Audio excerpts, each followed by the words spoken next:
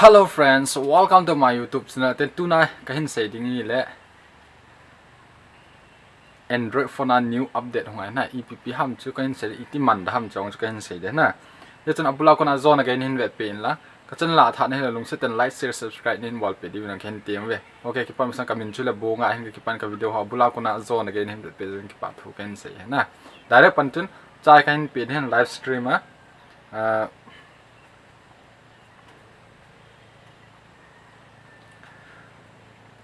tu ai Android phone ai update ahung che na Google langa kona update chen ip ham tir ama sa pe na he cha hi ahung do he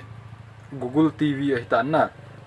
na jan hi maslanga hi tan vi wa video ka se man lo ji a hin che ahung in che iti bol du ham iti man ham chu ka hin we sa da na cha Google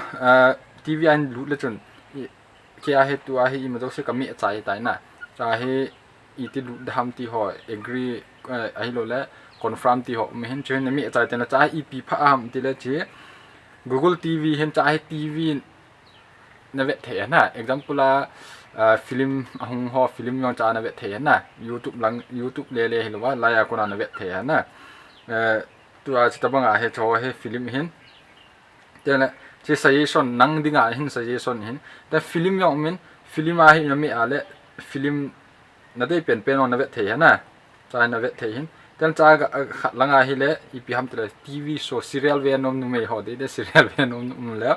cha he TV show a he chi a serial ho na vet the na ten a hi lo wa lo na ki hall the na example la ladang ai lo film dei pen na ki hall the na example la ba ten me la chun la ho na pe the hin ki ho hong do in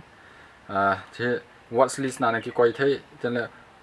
like no na pe the na de na vet no ma la like na pe the ai lo na vet no na dislike na bol the na YouTube bang bang na man the hin e ma chai kon khan hi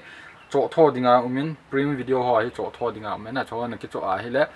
example la TV a hung so ma sanga na vet the na ai lo le serial episode new episode masanga ho TV a hung masanga cha hi na vet the na ki chu han phat na update tha hung chu hin